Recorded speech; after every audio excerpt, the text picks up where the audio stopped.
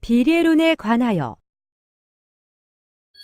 오늘 소개해드릴 작품은 비트루비우스적 인간입니다. 많은 분들이 익숙하게 느끼실 이 그림은 제목은 비트루비우스적 인간 또는 인체 비례도라고 불립니다.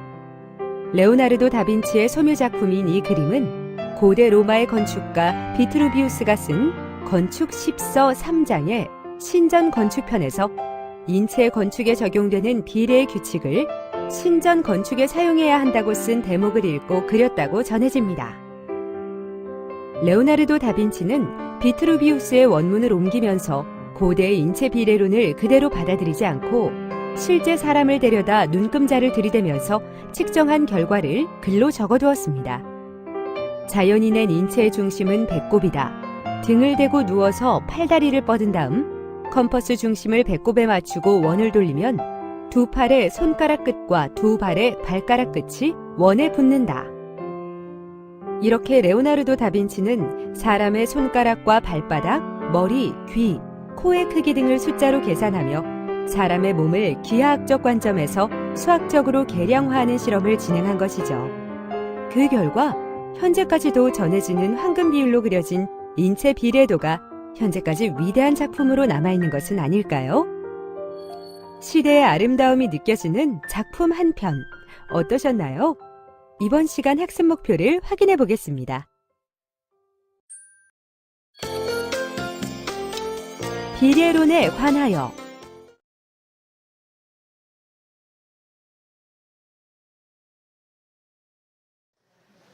이번에 저기 전체 그 강의 콘셉트는 여러분들 미술사를 보통 읽으실 텐데 대충 미술사를 읽으면 대충 이게 통사식으로 되어 있기 때문에 여러 가지 유파들, 장르들, 이런 것들 그냥 마구마구 그냥 넘어가는 경향이 있죠. 그래서 다 읽어도 도움이 안 되는 건 아닌데 뭔가 좀 어떤 더 깊이 들어가지 못하는 그런 느낌이 들 겁니다. 그래서 제가 미술사를 이번에 좀 새롭게 구성을 해봤는데, 그러니까 미술사학에서 꽤 유명한 논문들이 있거든요. 잘 쓴 논문들. 또는 이제 미술사학에서 꽤 유명한 저서들 같은 것들. 그래서 그런 것들을 중심으로 이렇게 대충 역사적인 흐름을 구성하게 되면은 아무래도 미술사를 그냥 보는 것보다는 조금 낫지 않을까. 그래서 미술사 깊이 읽기라고 해야 되나요? 그렇게 컨셉트를 좀 잡았습니다. 그래서 첫 번째가 그 파놉스키의 논문인데요. 파놉스키의 논문 중에서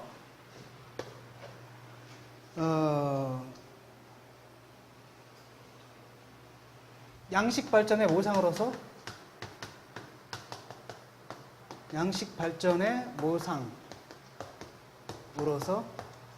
비례론의 발전이라는 짧은 논문이 있습니다. 30페이지 정도 되는 논문인데 이걸 갖다 제일 먼저 뽑았어요. 왜냐하면 이 논문에서 출발이 이집트에서 출발해가지고 그 다음에 고대 그리스로 넘어가서 중세로 갔다가 그 다음에 르네상스까지 쫙 포괄을 하고 있기 때문에 그 다음에 미술에서 가장 중요한 게 뭡니까요? 미술에 두 가지 요소가 있는데 하나가 형이고 또 하나가 뭐죠? 색이란 말이죠. 그 중에서 이제 형을 만드는 것, 이게 바로 이제 비례론의 문제이기 때문에 첫 번째 시간에 형에 관한 것, 그 다음에 이제 두 번째는 아마 색에 관한 것, 색을 어떻게 쓰느냐의 문제, 이런 것들 이제 중세 예술 다룰 때 다루게 되고요. 그래서 제일 먼저 이 논문을 한번 골라봤습니다. 미술사에서 양식이 계속 변한다는 건 여러분 아실 겁니다. 시대마다 양식은 달라지고 또 문화마다도 또 양식이 달라지죠. 그래서 시대마다 또는 문화마다 달라지는 그 양식. 그 양식 발전, 양식이 왜 그렇게 변하느냐에 대해서 여러 가지 이론들이 있습니다. 크게 보면은 이제 한 서너 가지 이론이 있는데 그 중에 어떤 사람들은 왜 양식 변화가 일어나느냐라고 했을 때 어떤 사람들은 그것은 세계관의 변화다. 특정한 양식을 만들어낸 그 사회의 성원들이 갖고 있는 세계관, 그 세계관이 변하게 되면 당연히 양식도 변하게 된다. 이렇게 얘기를 하죠. 그래서 가령 교회 건축만 하더라도 우리는 고틱 시대의 건축하고 그다음에 르네상스 시대의 양식이 다르다라는 걸 알 수 있습니다.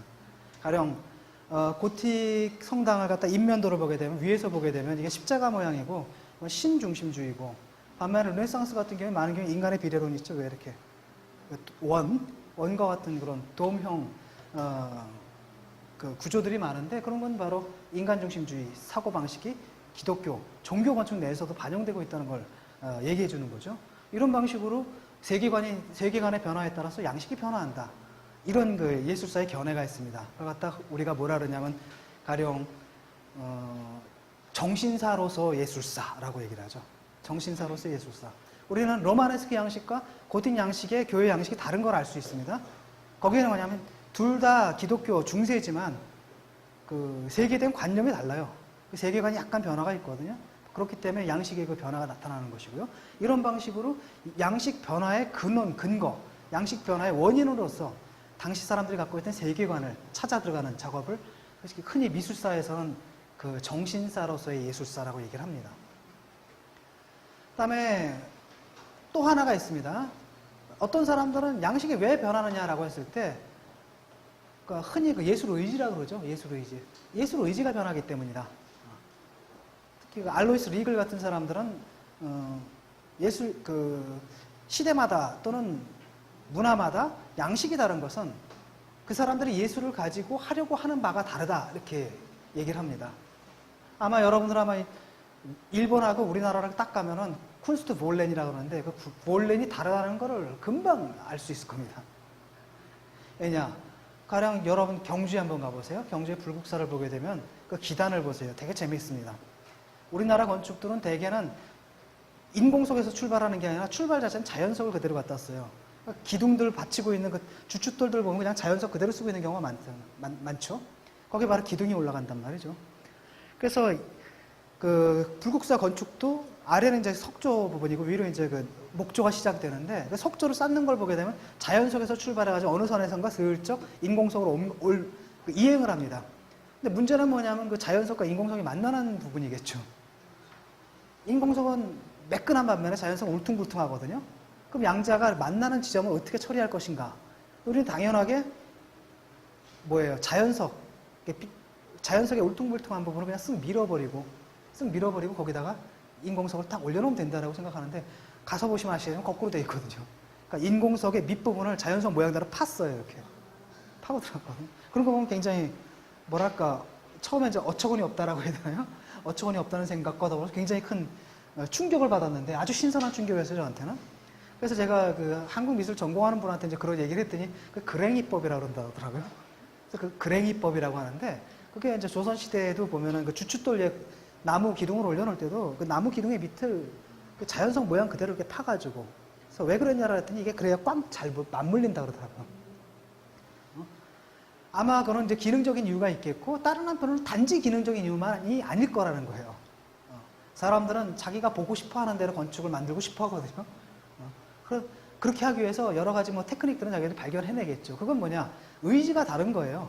건축에 대해서 이렇게 기대하는 바가 다르다라는 겁니다. 그래서 우리나라 정원예술 같은 거 보면은 그 낙산사 불탔지만 거기 가니까 꽃담 같은 게 있거든요.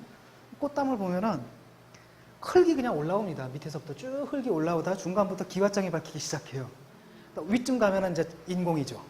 그러니까 자연과 인공의 경계가 없어지는 겁니다. 쓱 올라오거든요. 그러니까 건물 자체가 마치 자연에서 버섯처럼 이렇게 자라서 또 나무처럼 자라서 올라온 듯한 이런 느낌을 준다는 겁니다. 이건 의지가 다른 거예요. 일본에 딱 가니까 일본의 정원예술 보니까 완벽하게 인공미예요. 서양 사람들은 그 일본의 정원예술을 보고 굉장히 자연미다 이렇게 얘기를 하는데, 우리 관점에서 보면 그것처럼 인공미가 없거든요. 그러니까 조그만 나무들 이걸 해가지고 그 나무들을 철저하게 가위로 다 다듬어가지고 산맥이 흐르는 이런 모습을 시뮬레이션 했고, 그 다음에 조그만 분재라 그러죠. 본사이라 그래가지고 분재를 갖다 놔서 낙낙장성을 이미테이션을 해놓은 겁니다. 그 다음에 바깥에 있는 산이 진짜 산이 이렇게 딱 걸리게끔 여기서 보게 돼요. 그래서 딱 포함을 시킨다든지. 이제 서양 애들은 이런 연출에 굉장히 열광을 하죠. 근데 우리가 딱 보면은 이건 정말 인공적이라는 겁니다. 왜? 가위가 안 간 데가 하나도 없어요. 안 간 데가 없다는 거죠. 그래서 우리의 의지가 미미시스다라고 하면은 일본 사람들은 이미타티오예요. 둘 다 우리가 모방이라고 하는데 그리스적 의미에서 미메시스하고 라틴어로 번역된 이미타티오는 다르거든요. 이미타티오라는 건 뭐냐면 재현입니다. 바깥에 눈에 보이는 걸 그대로 재현하는 거예요. 우리가 바깥에 어떤 묘대를 보고 화폭에다 그대로 재현하는 것처럼 이게 바로 이미타티오거든요. 반면에 미메시스는 재현이 아니라 담기예요. 마치 카멜레온이 어딜 닦으면 어떻게 돼요? 색깔이 확 변해버리죠. 그 차이, 그게 바로 미메시스거든요. 그래서 옛날 박종훈 씨 예를 내가 흔히 드는데 박종훈 씨가 연기 스쿨에 갔는데 과제가 파도를 연기하라. 그래서 자기는 이제 파도가 출렁출렁인 걸 손으로 그렸대요. 이게 바로 이미타티오예요. 재현을 한 거죠. 근데 이제 딴 애들은 어떻게 하나 봤더니 미국 애들은 막 와가지고 온몸으로 부서지면서 파도가 바위에 와서 부서지는 모습을 그대로 보여준다는 거죠. 그러니까 걔네들은, 박종훈은 파도를 그렸지만 걔네들은 파도가 됐어요. 이게 바로 미메시스거든요. 그러니까 우리나라는 자연을 갖다가 모방하는 게 아니라 자연이 되려고 한다는 겁니다. 반면에 일본은 굉장히 자연을 모방하려고 한다는 거죠. 그건 바로 이제 예술 의지가 틀린다는 겁니다. 근데 그걸 갖다 만약에 테크닉의 관점에서 보게 되면 일본 사람들은 한국의 정원예술 같은 거 보면 굉장히 뭐랄까 따분하다, 뭐랄까 성의 없다라고 생각할 겁니다만 툭툭툭툭 그냥 쳐가지고 잡초도 그냥 자라게 내버려두고 뭐 다듬는 게 아니라 그냥 풀이 무성하게 내버려두고 이런 것들 보면 뭔가 이렇게 정제되지 않고 세련되지 못하다라고 이렇게 보겠지만 거꾸로 한국 사람들이 일본 예술을 딱 보면 일단 답답하다는 느낌이 들 거라는 거예요. 이거 도대체 가위를 안 댄 부분이 하나도 없다라는 데 대해서 그 인공성이 굉장히 답답하고 질식할 것 같은 느낌을 받을 거라는 거죠. 그건 뭐냐면 예술에서 중요한 건 이제 쾌낸, 능력이라기보다 사실 뭐예요? 볼렌이에요. 의지예요. 사람이 의지만 있으면 그 능력을 언젠가 찾아냅니다. 바로 이런 게 바로 이렇게 그 의지가 달라지게 되면 뭐가 달라지는 겁니까? 양식이 달라진다는 거죠. 뭐 벨플린 같은 사람도 바로 그 리그리 속한 비엔나 뭐니까 그쪽에 학파에 속하는데 벨플린 같은 경우는 르네상스 양식에서 바로크 양식으로 어떻게 달라지는가 그걸 5가지 개념상으로 얘기했죠. 가령 뭐 르네상스 양식은 인물들이 딱 정면에 딱 배치가 되는 데 반해서 바로크 양식에서는 인물들이 이렇게 겹쳐서 깊이 있게 이렇게 배치가 된다라든지 아니면 르네상스 양식 안에는 모든 인물들이 딱 들어가 자기 완결적 구조를 보이는 반면에 바로크 양식에서는 어떻게 되냐면 마치 한 장면을 딱 잘라가 어떤 특정 부분을 클로즈업해서 찍은 것처럼 그래서 뭐예요? 부분만 등장하는 겁니다. 그래서 나머지 화폭에 담기지 않은 부분에 대한 추측을 가능하게 한다라든지 이런 방식으로 보는 양식, 제폼 말하자면 시 형식이라고 하는데 보는 형식, 지각 방식의 변화에 따라서 뭐가 달라진다? 양식이 달라진다. 이렇게 설명하는 것도 있고요. 또 다른 견해도 있을 겁니다. 또 다른 견해는 재료입니다. 재료.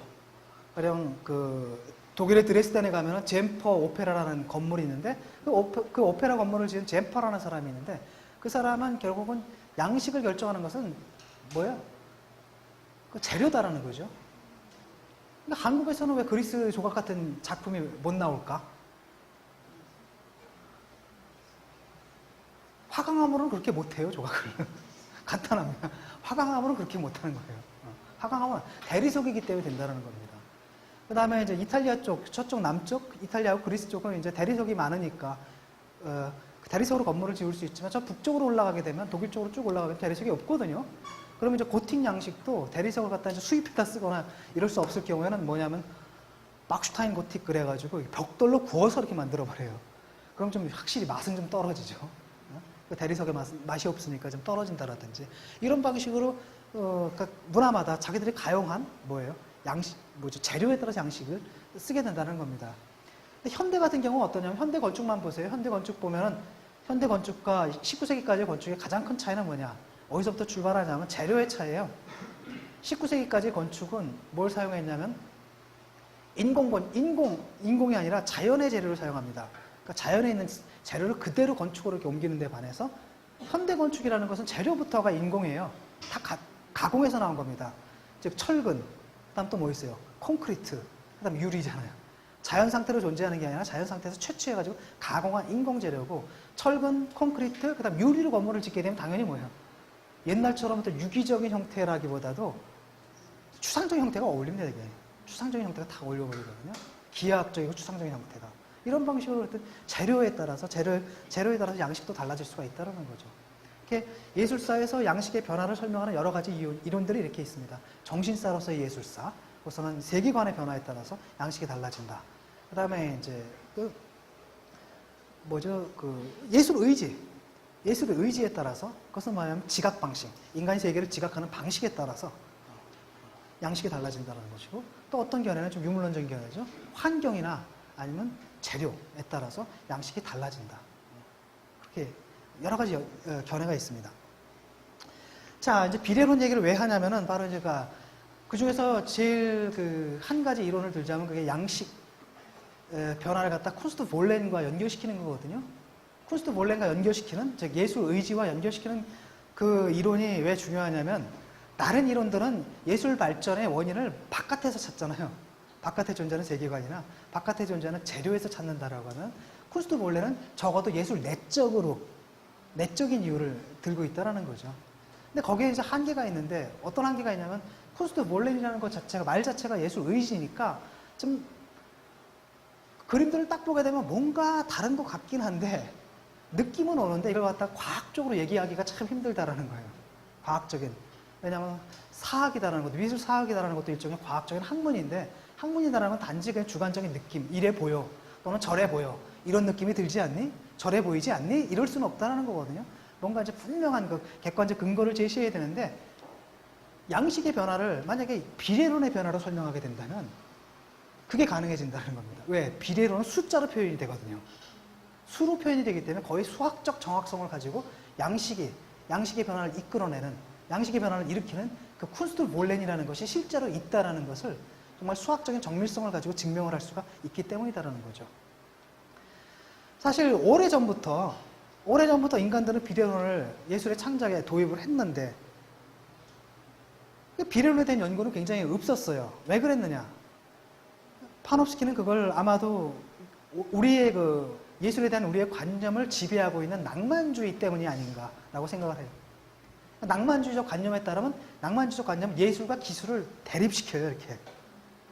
이성과 상상, 감성, 이런 걸 대립을 시킵니다.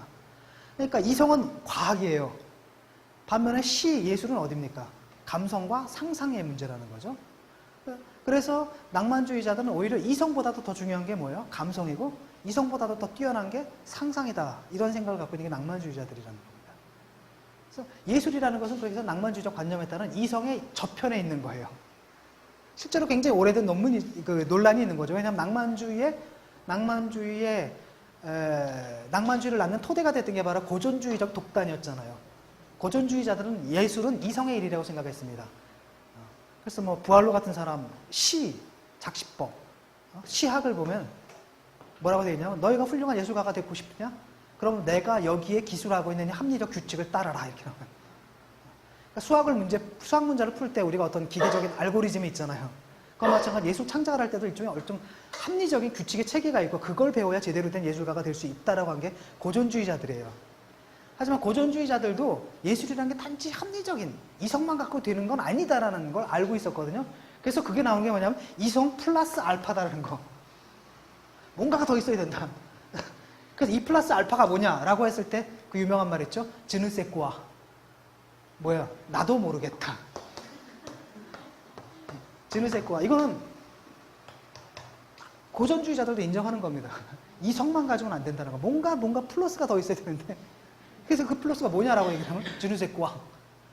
왜? 이성으로는 설명이 안 되는 어떤 부분이거든요. 바로 이게 바로, 근데 이성으로 설명 안 된다는 고 플러스 알파. 이것이야말로 예술의 본질이라고 주장하는 게 바로 낭만주의자들이에요. 그렇기 때문에 그들은 항상 예술이라는 이성이 아닌 겁니다. 이성을 초월해 있는 것, 어떤 거라는 거죠. 그렇기 때문에 예술 작품을 이 비례론은 뭡니까? 철저한 수학이잖아요. 수학적 절차거든요. 비례를 적용한다는 건. 근데 비례론으로 설명한다는 것에 대해서 강한 거부감이 있다는 겁니다. 그렇기 때문에 비례론이라는 게 낭만주의적인, 사람들이 예술에 대해서 생각하는 예술에 대해서 가진 관념이 낭만주의에 사로잡혀 있는 동안에는 비례론이라는 게 예술사학에서 발달하기가 힘들었다라는 겁니다. 하지만 좀 전에 얘기했듯이 쿤스트 볼렌이라는 것에 실존한다는 것을 과학적으로 증명하는데 비례론만큼 훌륭한 건 없다라는 거죠.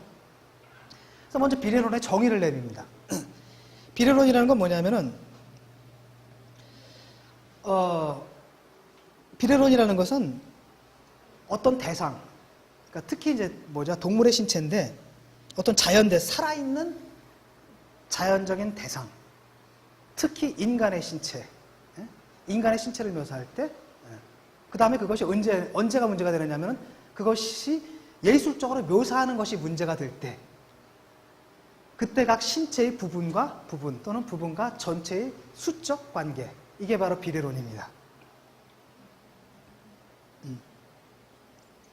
쉽게 말하면 살아있는 생명의 크기 관계에 관한 이론, 이게 바로 비례론이라는 거죠. 뭐 아주 우리는 뭐 흔하게 일상적으로 비례론이 우리에 들어와 있는 것은 바로 뭡니까? 8등신이니 뭐니 9등신이니 이런 거라는 거죠. 그때 그 척도가 되는 것은 되게 머리가 척도가 되는데 그 전에 사람들은 뭡니까? 발을 이용하기도 했었어요. 발이 왜냐하면 1피트, 피트라는 게 그 길이의 단위잖아요, 늘. 근데 발을 이용하게 되는데 알베르티가 발보다는 그래도 머리를 이용하는 게 훨씬 더 점잖을 것 같다. 이렇게 얘기를 그래서 그랬는지, 하여튼 그 이후로는 되게 이제 머리를 기준으로 몇 등신이 이런 얘기를 합니다. 하지만 이런 비례론이라는 것은 옛날부터 존재했어요. 고대 이집트부터 비례론이라는 건 존재했다는 거죠. 그러니까 생각해 보세요. 인간이 예술에서 가장 중요한 주제는 지금도 마찬가지지만 옛날부터 역시 인간의 신체가 가장 중요했습니다. 인간의 신체를 어떻게 묘사하느냐가 가장 중요했거든요. 인간의 신체를 묘사할 때 가능한 보기 좋게 묘사해야 되는데, 보기 좋게 묘사하려면 뭐가 필요하느냐? 부분과 부분 또는 부분과 전체의 수적 비례 관계를 명확히 알아야 된다는 거죠. 이런 비례론이 필요해서 사람들은 아주 오랜 옛날부터 비례론이라는 걸 발달시키게 됐다는 겁니다. 근데 비례론을 보면 이제 크게 두 가지로 나눌 수가 있어요. 어디 있죠?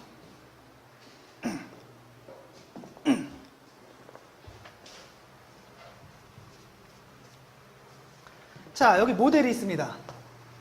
모델이 있고, 그 다음에 여러분의 눈이 있어요. 모델을 보죠. 본단 말이죠. 그 다음에 이게 어디로 옮겨지냐면 화폭으로 옮겨집니다. 화폭으로 옮겨지겠죠? 여기 이제 손이 있겠고, 핀젤이 있겠고. 눈으로 보고 이걸 갖다 뭐로 옮기는 거면 손으로 해가지고 여기다 옮기는 겁니다. 그러니까 이것과 모델과 여기에 대한 복제, 재현. 그러니까 모델과 그 재현의 관계에서 예를 들어가지고 내가 어떤 사물을 봤을 때 그거랑 똑같이 묘사할 수가 있어요. 그렇죠? 똑같이 묘사할 수가 있습니다. 그땐 바로 뭐가 되냐면 이 그림은 뭐에 가까워지냐면 사진에 가까워지고 이런 걸 갖다가 객관적 비례라고 하는 겁니다. 즉, 이 그림 속에 묘사된 이미지, 그 이미지의 신체 비례가 바깥에 존재하는 실물, 그 모델이 된 그 실물의 신체 비례하고 딱 맞아 떨어질 때, 그것과 일치할 때, 그걸 우리는 객관적 비례를 취한다라고 얘기를 해요. 그러니까 예컨대 뭐죠? 그리스 사람들이다라고 하면 모델을 갖다 주면 거의 똑같이 그릴 거라는 겁니다. 화판에다가. 반면에 피카소 같은 건 어떻게 그릴까요? 피카소는 이렇게 하면 막 이상하게 나오겠죠, 막. 이렇게 그릴 거라는 거예요. 피카소 같은 경우. 피카소 그렇게 그릴 때 그림을 그렇게 그렸지만 그 사람 모델 썼어요. 모델 데려다 놓고 그렇게 그리는 겁니다. 피카소의 그 여인들 다 모델이잖아요. 기껏 모델 세워놓고 이렇게 그린다는 겁니다, 진짜. 그럼 뭐냐면은 이렇게 그렸을 때는 이것과 이것이 일치하지 않잖아요. 일치하지 않을 때 이걸 갖다 우리는 제작적 비례라고 이제 할 수가 있습니다. 제작적 비례라고 할 수 있다는 거죠. 즉, 여러분들이 화가 나면은 어떤 대상을 봤으면 그 대상이 갖고 있는 실제 그 비례, 인체 비례를 그대로 화폭에다 옮겨가지고 묘사할 수도 있고, 여러분이 화가 있는데 대상을 딱 봤는데 그것과 관계없이, 대상의 그 신체 비례와 관계없이 그걸 변형시켜서 또는 왜곡시켜가지고 완전히 다르게 그릴 수도 있다는 겁니다. 그러니까 우리는 제작적 비례라고 하죠. 그러니까 두 가지 가능성이 있는 거예요.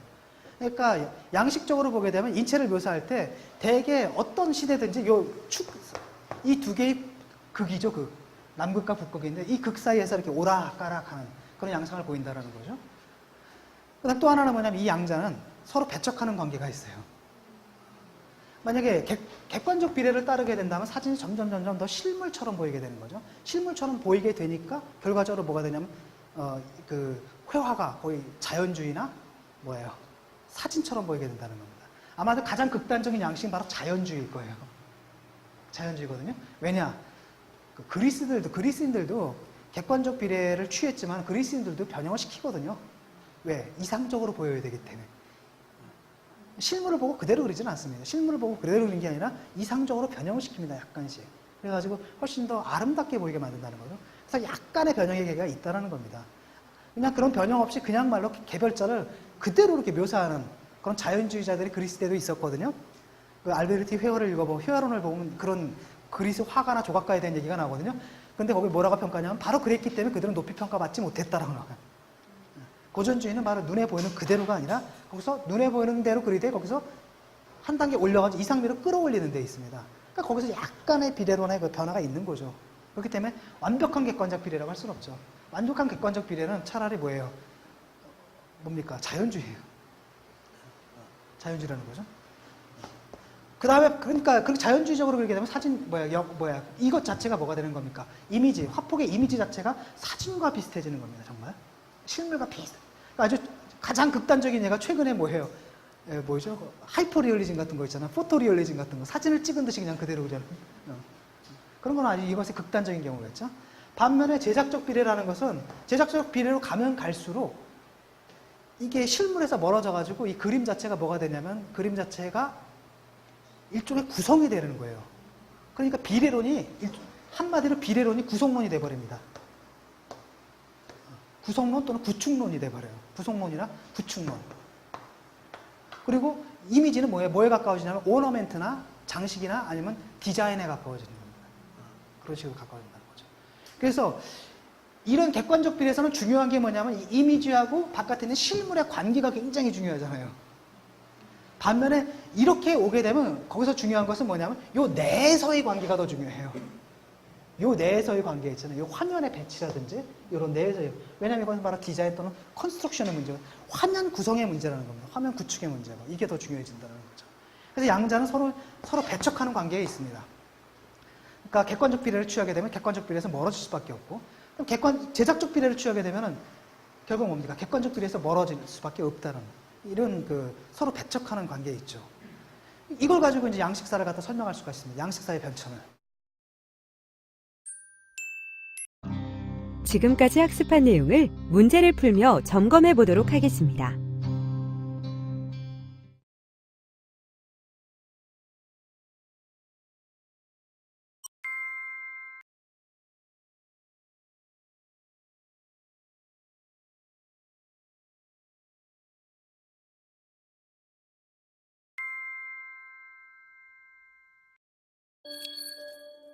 이번 시간 학습 내용을 꼼꼼히 되새기시길 바랍니다.